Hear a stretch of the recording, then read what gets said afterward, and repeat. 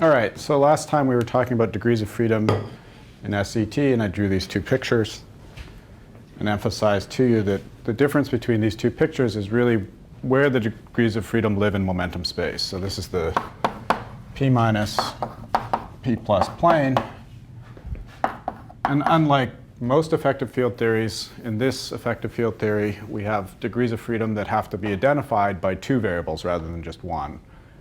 So we need two variables to say where collinears are or where softs are.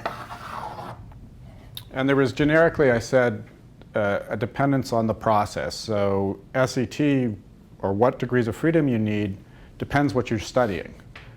Okay? And it's generically not the case that these two effective theories that I wrote down for you will describe every possible process. That's, in fact, SET, of course, won't describe every possible process. So what effective field theory you need depends on what you're looking at. It just turns out that these two sets of degrees of freedom that I wrote down to you do describe a lot of different processes, and that's why the language of SCT1 and SCT2 is useful. But there's no guarantees. You could run into a process that requires more degrees of freedom, and there are examples of processes that require more degrees of freedom than this. But this is still a useful starting point, and this is where we'll start.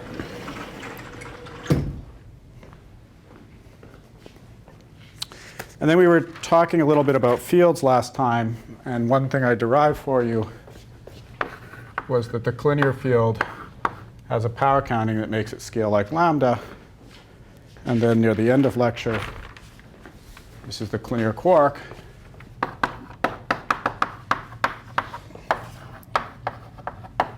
And then at the end of lecture, we also derived a formula for the collinear gluons.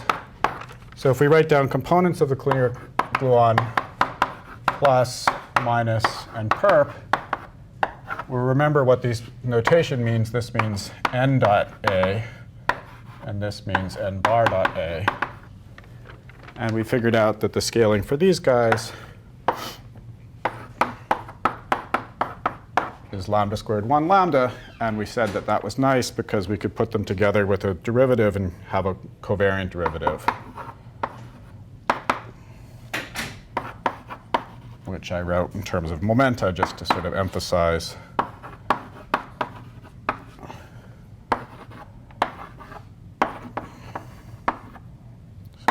this is a momentum space.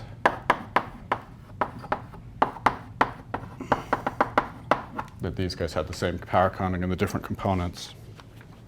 Okay, and so when we come and talk about gauge invariance, this fact that they have the same power counting in the different components will, of course, be important because what gauge invariance does is ties momenta to gluons. And we'd like, if we didn't have the same power counting in the different components, then we would not have a gauge field corresponding to certain momenta. Okay, so another way of arguing that this would be they should have the same power counting would have been directly from gauge invariance. All right, so I'd like to continue there. The one thing that you'll note, which is unusual from an effective theory point of view, is there's a set of fields that have no suppression at all. These AN minus gluon fields just scale like 1.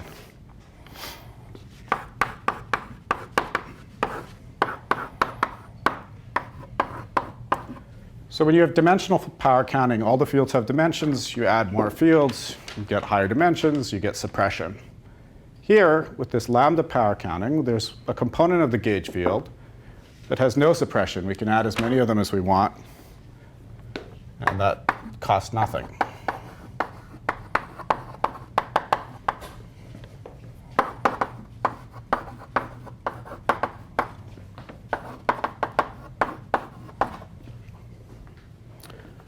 So let's do that and see what happens.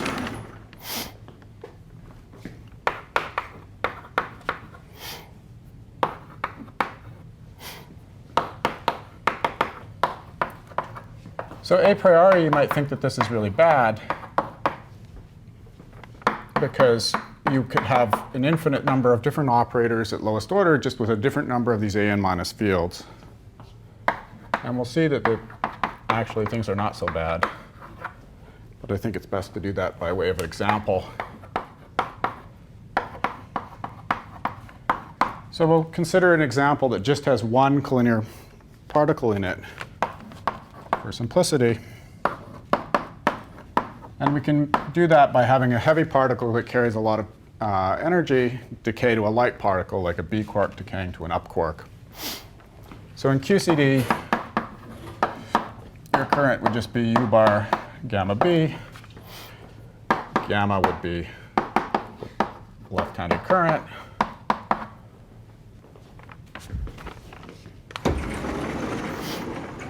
And we can consider the B quark to be an HQET.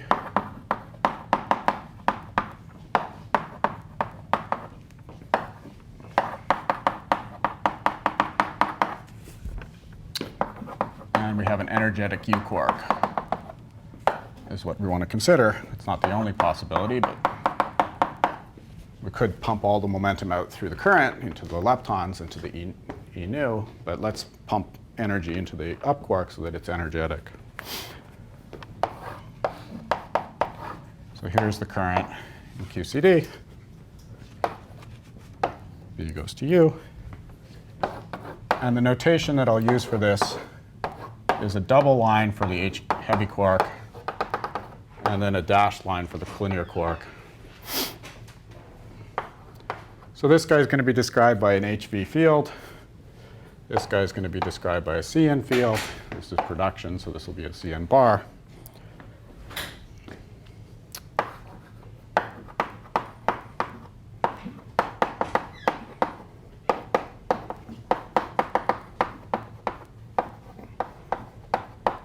So I'll reserve this notation of dashed lines for collinear quark field, for collinear quark propagators.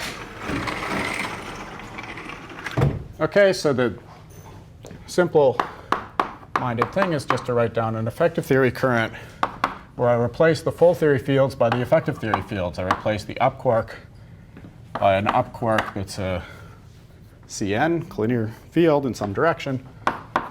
And I replace the heavy quark by an HV for the B quark. And then then effectively that would be the tree level matching between this diagram and that diagram, or the tree level matching from that particular diagram. But let's consider adding these AN minus gluons, since they were things that we could add to the current. So we can add any number of AN minuses here, and we'd have something that's the same order in the power counting. So let's consider another diagram in QCD, where I just attach an AN minus gluon, and I'll attach it to the heavy quark.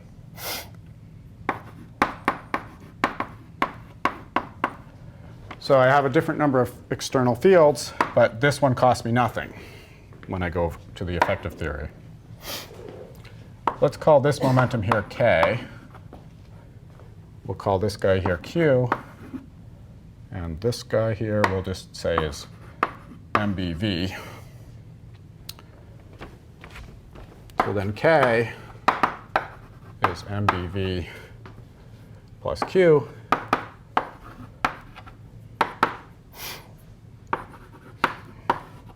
And I can write Q out in components since it's a collinear particle. If I want to identify the big piece, then that would be the m bar dot Q piece. So remember last time from looking at coordinates, we can write out any vector in terms of the coordinates, and it's useful to do that since the coordinates have a different power counting. Now what's going to appear in the propagator here is k squared minus m squared minus mb squared. So let's look at k squared. So if I square this term, I just get mb squared. If I square this term, I get 0. But then there's a cross term as well.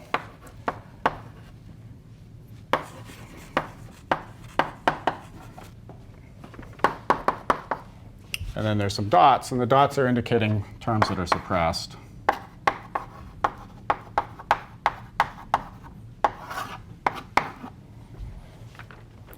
And so if I look at k squared minus m squared, then that's m dot v, mb, m bar dot q.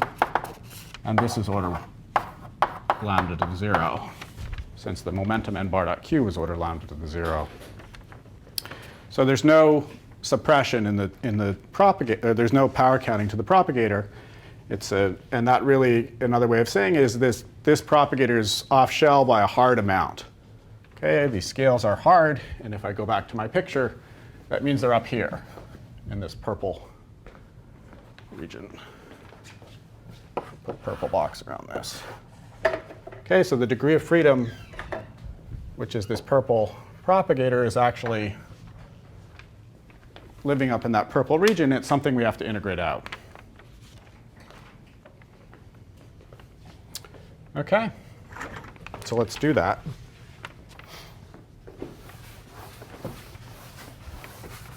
So integrating it out just means expanding the diagram, and I've already expanded the propagator, so there's the denominator, so just have to expand the numerator.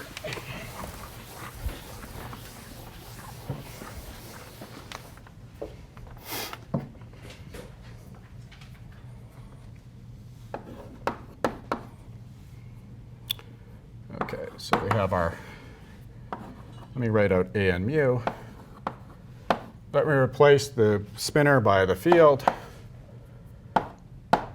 And I'll start by just writing in the full propagator, and then we'll start expanding it.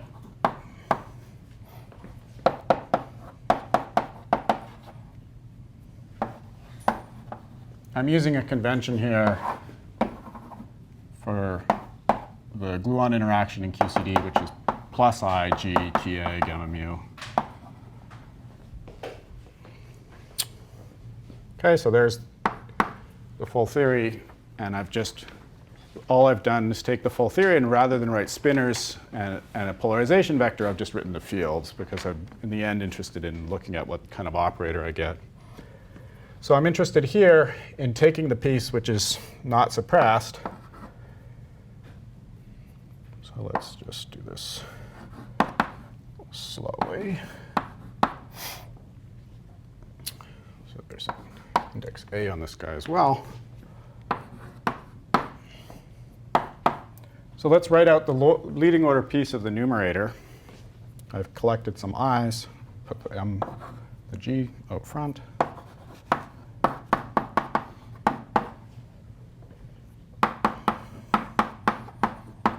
So if I take all the order 1 pieces of the numerator, then these are the order 1 pieces. MB is order 1.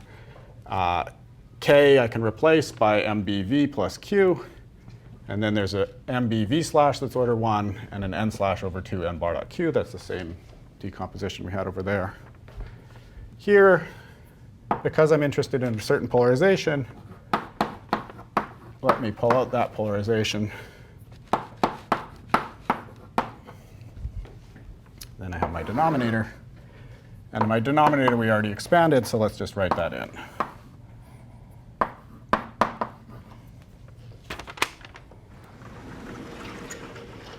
OK, so far so good. So this piece here is 0, because n squared is 0, n slash squared is n squared.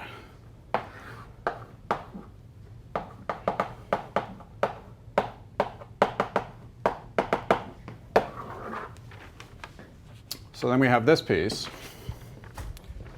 For this piece, we could 1 plus v slash, remember, is part of a projector that could act on the heavy quark. But there's this n slash in the way, so we want to push it through. So we can do that.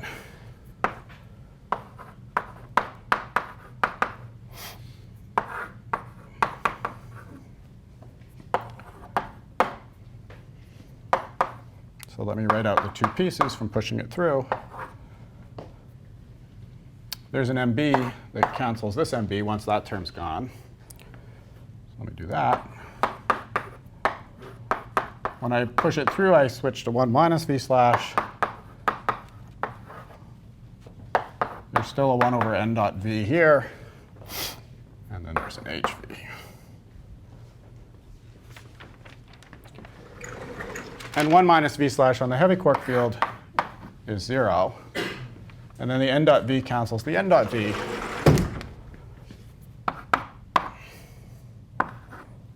So if I want to write this, putting now this an field inside because the TA is inside, then would write it like this. So the momentum here, n bar dot q is order 1, and this n bar dot an is order 1. So this operator is the same size as this operator here.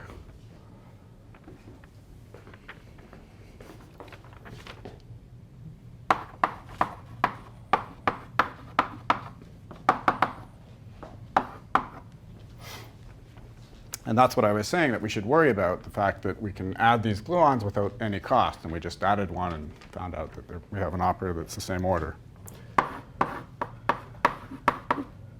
So the way you might draw this, and there's a convention also for collinear gluons where you put a line through them. So this is a collinear gluon.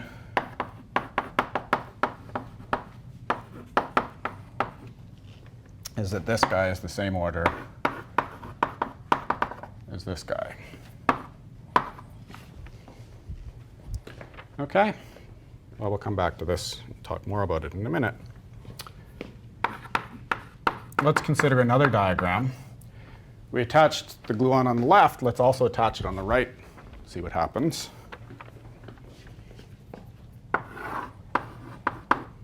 So again, QCD diagram.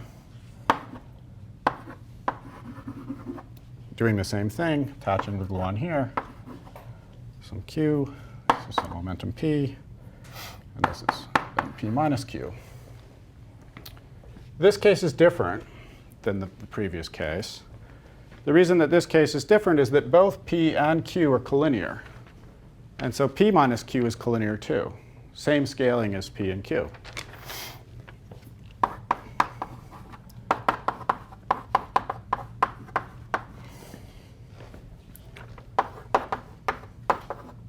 So this propagator is not off shell.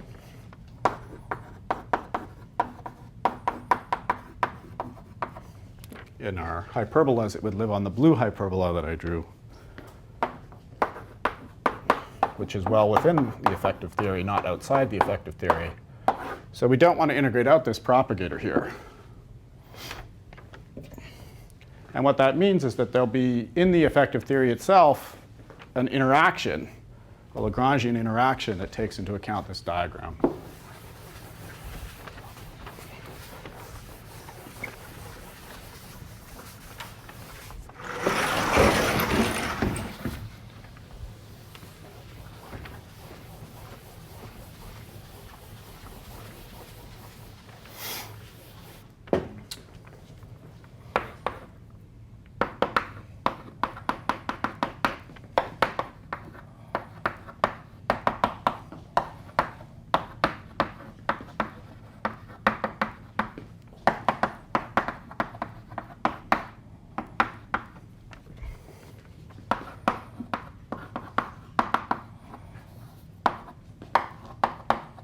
So in the effective theory, if you like, if I draw an effective theory diagram, there will be an effective theory diagram that allows us to attach that gluon, because this propagator here is a propagator in the effective theory.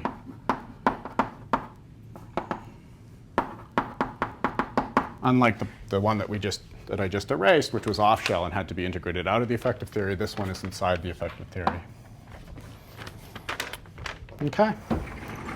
So adding on the left does something different than adding on the right. When we add on the left, we knock the quark off shell.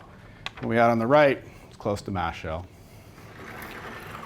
So we can consider generalizing what we just did by adding more gluons. Remember that we don't have any restrictions on how many we can add, so let's just consider adding more.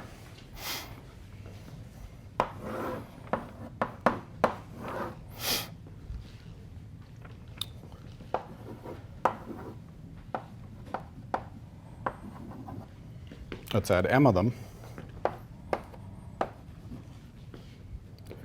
And I'll call the momenta Q1, Q2, through Qm. And all these propagators here are off shell. This is a QCD graph.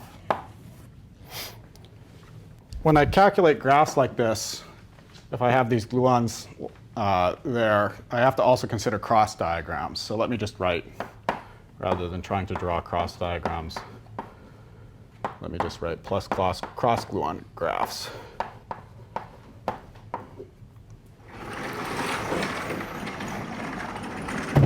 And what you would expect from what we said before is that in the effective theory, this is going to match onto some kind of Feynman rule that looks like this, but then has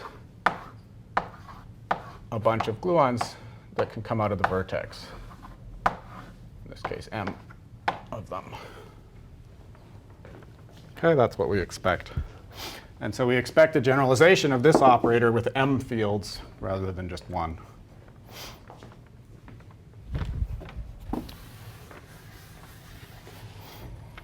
So if we do this calculation, it actually turns out to not be too complicated.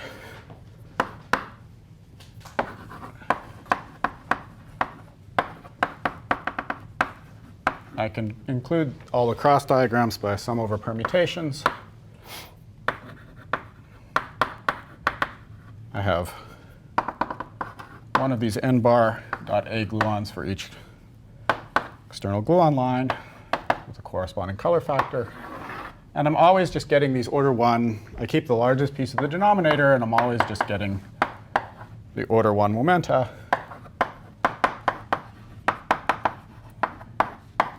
And there's a slight complication that when I have a graph like this, if I look at the momentum of this, it's q1. But if I look at the momentum of the next one, this would be q1 plus q2. And so the denominators here are not just simply q's, but sums of q's.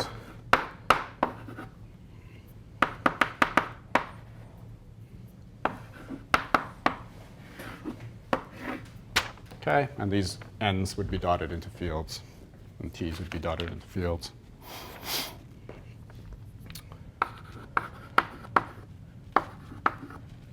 So if we want to write this as an effective theory operator, then we should think about what this vertex means in the effective theory. And we should be a little bit careful, because what this means, if you think about it, is in terms of the locality of this diagram, is that all these gluons are coming out of the same point. So it's like phi-4 theory, where you divide by 4 factorial. You have to be a little bit careful, because any one of these gluons, from the point of view of the external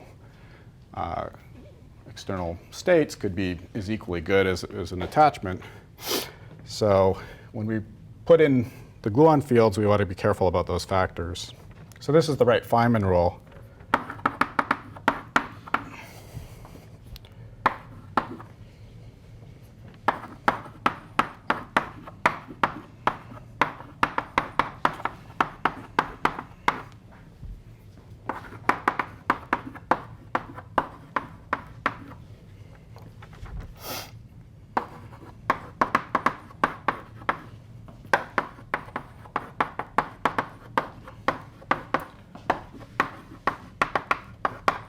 And one way of just thinking about it is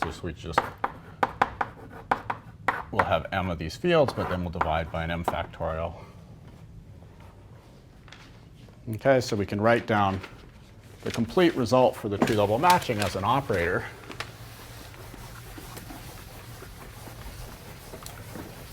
Since we just calculated all the diagrams.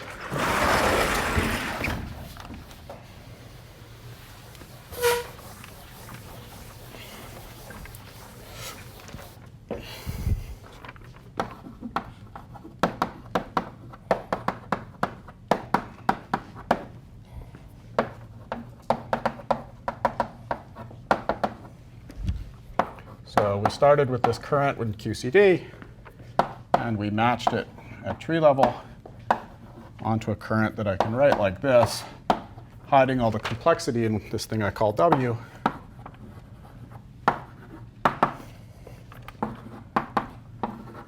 I have to sum over however many attachments, which I was previously calling M, but now I'm calling K.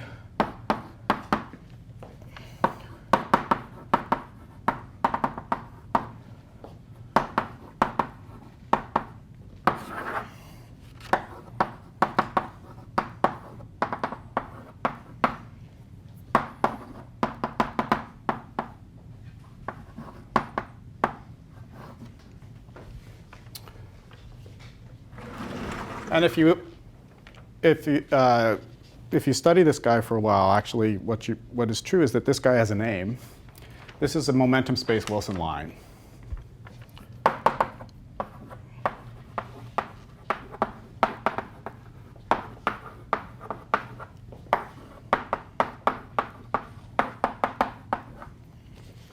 So what is a position space Wilson line? That's where it really looks more like a line.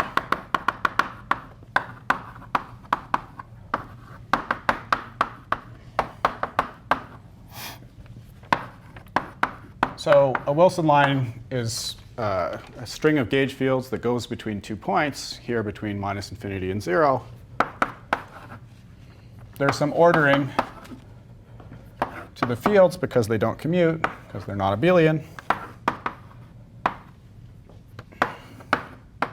And the fact that it's a line means that we go in a straight line between the 2 points. So here's a path which is a straight line, S, between -infinity and 0. And actually, this formula here is the Fourier transform of this is giving you the Wilson line that I drew up, the Feynman rule that I drew up there, or the fields that I drew up there.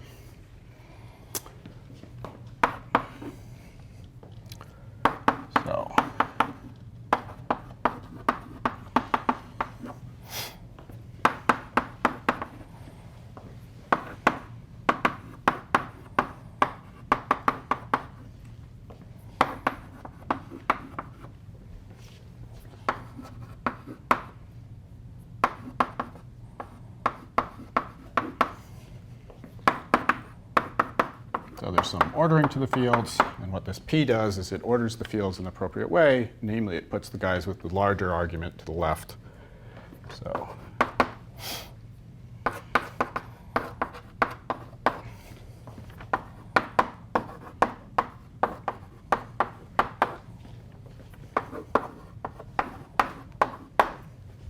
So on your homework, you're going to do the exercise of thinking about doing this matching for 2 gluons, and taking the Fourier transform of this and connecting these.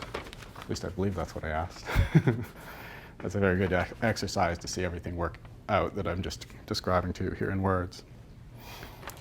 So one way of thinking about what's happened in this effective theory, and this actually turns out to be generically true, is that rather than having this n-bar.a field, which was order 1, it actually can be traded for this Wilson line object. Okay, so I just showed you that that happened for this particular example, but it turns out actually to be generic. That instead of talking about the n-bar.a field, we can talk about this function of the field, which is this Wilson line.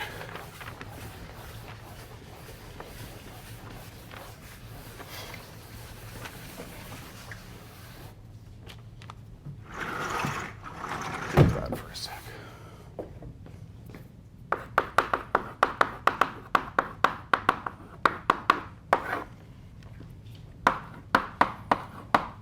So this is true in this operator. We just got this Wilson line. In terms of the Wilson line, things are pretty simple.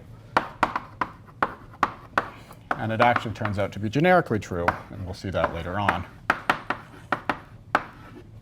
So the way that you can, and we'll also talk about gauge invariance later on, which has to do with this story. It turns out that this Wilson line can also be understood from the point of view of gauge invariance. The need for this Wilson line can be understood from the point of view of gauge invariance. And I can at least describe that to you in words. So if you look at this diagram here, we can't attach collinear gluons to this quark. But this quark carries color. We can attach collinear gluons to this quark. No problem, doesn't knock it off shell or anything. So we're going to have a problem with gauge symmetry because we have 2 things that are colored. A priori, we're going to have a problem with gauge symmetry because we have 2 things of colored, one of which we can't attach effective theory fields to, and one of which we can. But there's also hot operators with gluons in them, which are these ones.